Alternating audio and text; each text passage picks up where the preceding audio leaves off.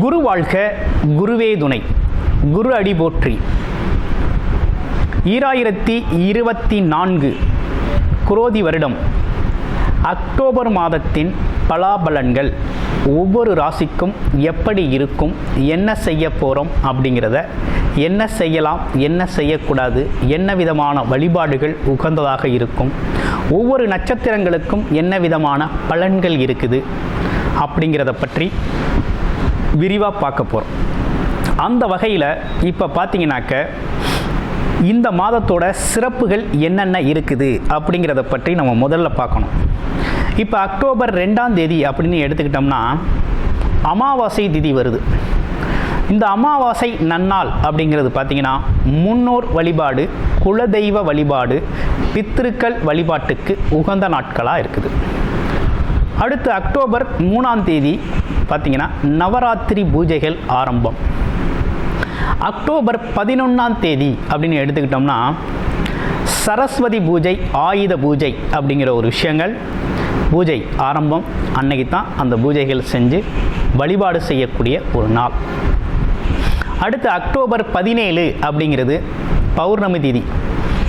திரு அண்ணாமலையாரை வழிபடக்கூடிய, கிரிவலம் சென்று வழிபடக்கூடிய, முழு அருளை பெறக்கூடிய ஒரு நல்ல நாள், அம்மனுக்கு உகந்த நாளாகவும் இருக்குது. இப்படிப்பட்ட விசேஷ தினங்களோடு இருக்கக்கூடிய இந்த நாட்களில் 21 அக்டோபர் 21, 24 பார்த்தோம்னாக்க சுபமுகூர்த்த தினங்களாக வருது. அடுத்து அக்டோபர் 28 வாஸ்து நாள். புது வீடு கட்டணும் அப்படின்னா வாஸ்து குறிக்கிறதுக்கு மிகவும் உகந்த நாளாக இருக்குது. அடுத்து அக்டோபர் 31 தீபாவளி திருநாள் பண்டிகை அப்படிங்கிறது அன்னைக்கு தான் வருது.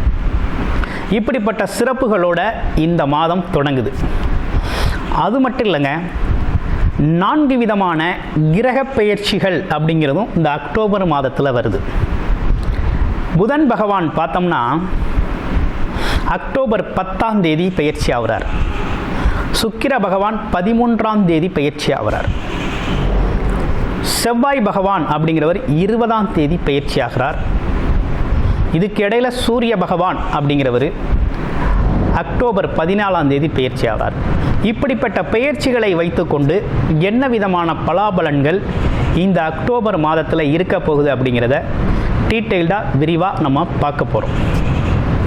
அந்த வகையில் உங்களுக்கு ஏதேனும் இலக்கண அடிப்படையில் உங்களுடைய பிறப்பு ஜாதகம் எப்படி இருக்குது, விதி அமைப்பு எப்படி இருக்குது, இப்போ இருக்கக்கூடிய கோச்சார நிலைகளுக்கும் தசாபுத்தி பலன்களும் எப்படி இருக்குது, என்ன செய்யலாம் அப்படிங்கிறத பற்றி விரிவாக பார்க்கணும் அப்படின்னா டிஸ்பிளேயில் தர்ற நம்பருக்கு கால் பண்ணி அப்பாயின்மெண்ட் ஃபிக்ஸ் பண்ணிக்கிட்டு உங்களுடைய பிறப்பு ஜாதகத்தை முழுமையாக நீங்கள் பார்த்துக்கலாம். இப்போ நம்ம பார்க்க போகிறது ஒவ்வொரு ராசிக்குமான கோச்சார பொது பலன், அக்டோபர் மாதத்திற்கான பொது பலன்களை நம்ம இப்போ பார்க்க போகிறோம். அந்த வகையில் இப்போ உங்களுடைய ராசிக்கு எப்படி இருக்குது அப்படிங்கிறத இப்போ நம்ம விரிவாக பார்க்குறோம். வாங்க பார்ப்போம். சிம்ம ராசி காலச்சக்கரத்தின் 5வது ராசியான சிம்ம ராசிக்கு இப்போ எப்படி இருக்க போகுது அப்படிங்கிறத பார்க்குறோம்.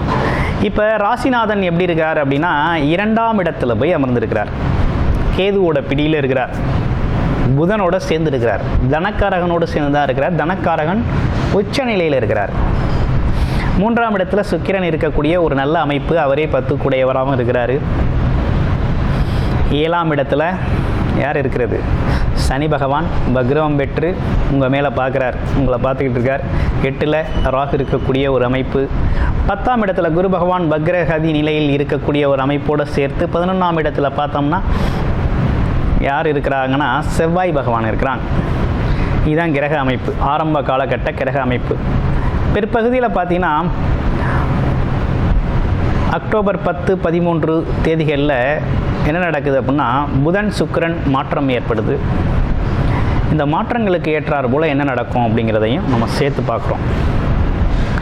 இப்போ சிம்ம ராசி அப்படின்னு எடுத்துக்கிட்டோம்னாலே எதையும் தனித்து நின்று செயல்படக்கூடிய ஒரு நல்ல அமைப்பு உண்டு. எந்த சூழ்நிலையிலும் தான் எடுத்துக்கொண்ட முயற்சி அப்படிங்கிறதுல வெற்றி பெற வரையும் போராடக்கூடிய ஒரு தன்மை உண்டு. எதுலேயும் முன்னெடுத்து போகக்கூடிய ஒரு தகுதி அப்படிங்கிறது உண்டு. தலைமை தாங்கக்கூடிய தகுதியெலாம் உண்டு. ஆமாம், தைரியம் தன்னம்பிக்கை அதிகமாக இருக்கக்கூடிய ஒரு அமைப்பு அப்படிங்கிறது உண்டு. சூழ்நிலையை பார்த்து பயப்படாமல் தனக்கான சூழ்நிலையை உருவாக்கும் ஆற்றல் கொண்டவர்கள் தான் நம்ம சிம்மராசி என்பர்கள். அப்படிப்பட்டவங்களுக்கு இந்த காலகட்டம் சாதகமாக இருக்கானா? உறுதியாக சாதகமாக இருக்குது. ஒரு நல்ல காலகட்டம் தான். ராசிநாதன் 2ல் இருக்கிறது அப்படிங்கிறது தனவரவு அப்படிங்கிறது நல்லா கொடுப்பாரு. அதுலேயும் புதன் உச்சம் பெற்ற புதனோட சேர்ந்து இருக்கையில் பார்த்திங்கன்னா கமிஷன் தொழில்கள், சேல்ஸு, மார்க்கெட்டிங், ஆமாம், இந்த ரியல் எஸ்டேட் கமிஷன் தொழில்கள் மாதிரி இருக்கக்கூடிய எல்லா கமிஷன் தொழில்களையும் ஜெயிக்கக்கூடிய அமைப்பு அப்படிங்கிறது, நல்ல பொருள் வரவு, பணவரவை பெறக்கூடிய ஒரு அமைப்பு அப்படிங்கிறது சிம்மராசிக்கு ஏற்பட்டிருக்கு. அதுலேயும் பார்த்தீங்கன்னா இன்னமும் சிறப்பு என்னென்னு கேட்டிங்கன்னா, புதன் வேற மாறுவார், சுக்கிரனோட போய் சேர்றாரு. இன்னும் கொஞ்சம் கூடுதல் வருமானம், தொழில் சார்ந்த வருமானம், தொழிலையும் வெற்றி பெறக்கூடிய ஒரு அமைப்பு, தொழில் வியாபாரத்தில் ஜெயிக்கக்கூடிய ஒரு அமைப்பு அப்படிங்கிறதெல்லாம் ஏற்படுது. சூரியனும் சேர்றாரு. அப்போ சூரியனும் கேதுவோட பிடியிலிருந்து மாறையில் பார்த்திங்கன்னா இன்னமும் வெற்றி, புத ஆதித்ய யோகம் ஏற்படுது. அப்போ புத ஆதித்ய யோகம் ஏற்பட்டாலே நல்ல விஷயங்கள் நிறைய நடக்கணும். அப்போ எடுக்கிற காரியங்கள்லாம் ஜெயிக்கணும். ராசிநாதன் கூட சூரியனாக இருக்கிறாரு. அப்போ நல்ல விஷயந்தான். அப்போ சிம்மராசியை பொறுத்த வகையில் வேலை, தொழில், வருமானம் அப்படிங்கிறதெல்லாம் நல்லா இருக்கக்கூடிய ஒரு அமைப்பு அப்படிங்கிறது இந்த அக்டோபர் மாதத்தில் ரொம்ப சிறப்பாக இருக்குது. குடும்ப உறவுகள் எப்படி இருக்குது அப்படின்னு பார்க்கையில், இப்போ என்னென்னா சனி பகவான் வக்ரம் பெற்று 7ஆம் இடத்துலேருந்து ராசியை பார்க்குறாரு. அப்போ குடும்ப உறவுகள் சம்மந்தப்பட்ட விஷயந்தான் கொஞ்சம் குளறுபடியாக இருக்குது. என்னென்னா கொஞ்சம் பத்தாமல் இருக்குது. என்னென்னா சின்ன சின்ன வாக்குவாதங்கள் போகக்கூடிய ஒரு அமைப்பு அப்படிங்கிறது இருக்குது. கொஞ்சம் பொறுமையாக நிதானமாக கையாள வேணும் அப்படிங்கிற ஒரு அமைப்பெல்லாம் இருக்குது. அதே நேரத்தில் பாருங்கள், குரு வேற வக்ரவம் ஆயிட்டார். வக்ரவமாகி 2ஆம் இடத்தை வேற பார்க்குறாரு. அதனால் இந்த காலகட்டம் அவர் 5 குடையவராக இருக்கிறாரு. கொஞ்சம் எதிர்மறை சிந்தனைகள் குடும்பத்தில் பேசுகிறது, அதனால் ஒரு வாக்குவாதங்கள் வர்றது அப்படிங்கிறதெல்லாம் வந்தும். அதனால் இந்த விஷயத்தில் பேசுகிறது, குழந்தைகள் சம்மந்தப்பட்ட விஷயங்களில் பேசுகிறது, எதிர்காலம் குறித்து திட்டமிடுறது, இப்படிப்பட்டு நடக்காத ஒரு விஷயத்தை பற்றி பேசி தேவையில்லாத வாக்குவாதங்களை உருவாக்கிக்க வேண்டாம். மற்றபடி வேற ஒன்றும் இல்லை. நடக்காத விஷயம்னு சொல்லலை, என்ன நினைக்கிறாக்க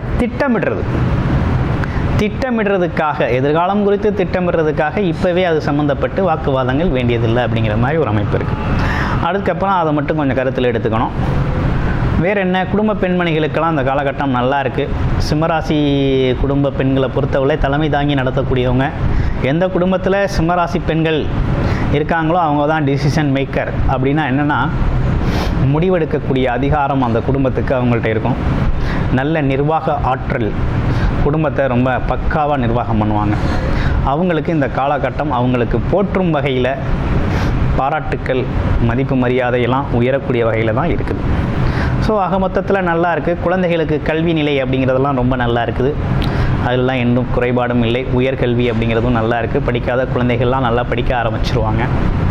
அடுத்து வேறு என்ன, உடல் உபாதைகள் ஏதேனும் இருக்கா அப்படின்னு பார்க்கையில் பெருசாக ஒன்றும் உடல் உபாதைகள் உங்களுக்கு இருக்கிறது மாதிரி இல்லை. இருந்தாலும் என்னென்னு கேட்டிங்கன்னா, அந்த சனி பகவான் 7ஆம் இடத்துல 8ஆம் இடத்துல ராகு இருக்கிறது அப்படிங்கிறது கொஞ்சம் அலைச்சல் திரிச்சலாக இருக்கும். அலைச்சல், அதனால் கொஞ்சம் என்னென்னா உடல் அசதி, சோர்வு, இப்படிப்பட்ட விஷயங்கள்லாம் வந்து போகும். வண்டி வாகன பயணங்களில் கொஞ்சம் கவனம் எடுத்துக்கோங்க. மற்றபடி வேற ஒன்றும் இல்லை. வழிபட வேண்டிய தெய்வம் அப்படின்னு எடுத்துக்கிட்டோம்னா, உங்களை பொறுத்த வகையில் இந்த காலகட்டத்துக்கு நீங்கள் வழிபட வேண்டிய தெய்வம்னா விநாயகர் வழிபாடு அப்படிங்கிறது, திங்கட்கிழமை அப்படிங்கிறத திங்கட்கிழமை விநாயகர் வழிபாடு அப்படிங்கிறது ரொம்ப முக்கியம். அடுத்து பார்த்தோம் அப்படின்னா மகாலட்சுமி வழிபாடு அப்படிங்கிறத தொடர்ச்சியாக வெள்ளிக்கிழமைகளில் பண்ணிக்கோங்க, ரொம்ப சிறப்பாக இருக்கும். அடுத்து உங்களுடைய நட்சத்திரத்துக்கு எப்படி இருக்குது அப்படின்னு பார்க்கையில், உங்களுடைய நட்சத்திரத்தை பொறுத்த வகையில் மகம் நட்சத்திரம். எதிரிகளை எளிதில் வெல்லக்கூடிய ஆற்றலும் செல்வ சேர்க்கையை அதிகரிக்கக்கூடியவர்களுக்காக, அதற்காக உழைக்கக்கூடியவர்கள், எப்பேற்பட்ட தடையையும் தாண்டி செயல்படக்கூடிய ஒரு அமைப்பு உள்ளவர்கள். ஆமாம், இவங்களை பொறுத்த வகையில் இந்த காலகட்டம் இவங்களுக்கு ரொம்ப சிறப்புக்குரியதாகவே இருக்குது. ஒன்றும் பயப்படுற மாதிரி இல்லை. என்னென்னா மகம் நட்சத்திரத்தை பொறுத்த வகையில் நல்ல வருமானத்திற்கான அனைத்து வேலைகளும் இந்த காலகட்டத்தில் நடக்கும். குடும்பத்தோட ஒற்றுமை அதிகரிக்கும். ஆமாம், குடும்பம் சார்ந்த உறவுகள்லாம் கொஞ்சம் இந்த இடத்துல பலப்படக்கூடிய ஒரு அமைப்பு அப்படிங்கிறது இருக்குது. தேவைகள் நிறைவேறக்கூடிய ஒரு நல்ல அமைப்பு. வருமானம் அப்படிங்கிறத கொஞ்சம் அதிகரிக்கக்கூடிய காலகட்டமாக இருக்குது. அடுத்து பூரம் நட்சத்திரம் எப்படி இருக்குது? அனைவராலும் பாராட்டுக்குரியவராக இருப்பார். எல்லோருக்கிட்டையும் ஈஸியாக அறிமுகமாகிடுவார். அது மட்டும் இல்லாமல் கலை இலக்கிய ஆர்வம் உண்டு. இன்னொன்று மற்றவரை புகழ் பற்றி பேசக்கூடியவர். இவரும் புகழ் பெறக்கூடியவராக இருப்பார். இவருக்கு எப்படி இருக்குது அப்படின்னா, இவரை பொறுத்த வகையில் இந்த காலகட்டத்தில் எடுக்கிற முயற்சிகளாம் வெற்றி பெறக்கூடிய ஒரு நல்ல காலகட்டம். தொழிலில் ஜெயிப்பார். தொழிலில் நல்ல லாபம் வரக்கூடிய ஒரு அமைப்பு இருக்குது. அதுலேயும் குறிப்பாக கமிஷன் தொழில்கள், கான்ட்ராக்ட் ஒர்க்ஸ் இதெல்லாம் பார்க்குறவங்களுக்கெல்லாம் ஒரு நல்ல வருமானம் வரக்கூடிய ஒரு அமைப்பு. சுக்கிரன் சார்ந்து கலை இலக்கிய துறைகளில் இருக்கிறவங்களுக்கும் ரொம்ப சிறப்பான வாய்ப்பு அப்படிங்கிறது இருக்குது. அதே போல் பேங்கிங் செக்டார், எழுத்துத்துறைகள், கணிதத்துறைகளில் இருக்கிறவங்களுக்கெல்லாம் நல்ல வருமானம் வரக்கூடிய நல்ல முன்னேற்றம் தரக்கூடிய அமைப்பு தான் இருக்குது. அடுத்து பாருங்கள், வேறு என்ன அமைப்பு? உத்திரம் நட்சத்திரம். உத்திரம் நட்சத்திரத்தை பொறுத்த வகையில் பார்த்திங்கன்னா, இவர் நன்றி மறக்காதவர் அப்படிங்கிற ஒரு அமைப்பு அப்படிங்கிறது இவர்கிட்ட இருக்குது. அனைவராலும் பாராட்டுக்குரியவராக இருப்பார். அதே போல் பல்வேறு விதமான அறிவு சாஸ்திர ஞானங்கள்லாம் இவங்களுக்கு இருக்கும். இவர் பார்த்திங்கன்னா என்ன மாதிரி செயல்பாடு இந்த காலகட்டத்தில் இருக்கும்னா, குடும்பம் சார்ந்த விஷயங்களில் திட்டமிட்ட விஷயங்களை செய்கிறதுக்காக அயராது பாடுபடக்கூடிய ஒரு அமைப்பு அப்படிங்கிறது இந்த காலகட்டத்தில் ஏற்படுது. அடுத்து முயற்சி, பணத்திற்கான தொழிலுக்கான முயற்சி அப்படிங்கிறதும், அதில் வருமானத்தை எடுக்கக்கூடிய முயற்சி அப்படிங்கிறதும் ரொம்ப அதிதீவிரமாக எடுத்து வெற்றி பெறக்கூடிய ஒரு நல்ல அமைப்பு தாங்க ஏற்பட்டிருக்கு. அரசு காரியங்கள்லாம் கொஞ்சம் சீக்கிரமே தடைப்பட்ட காரியங்கள்லாம் நடக்கும். அதே போல் அரசியல் துறை சார்ந்து இருக்கவங்களுக்கெல்லாம் கொஞ்சம் நன்மைகள் நடக்கக்கூடிய ஒரு நல்ல காலகட்டமாக இந்த காலகட்டம் அமைஞ்சிருக்குது. வாழ்த்துக்கள். நன்றி, வணக்கம்.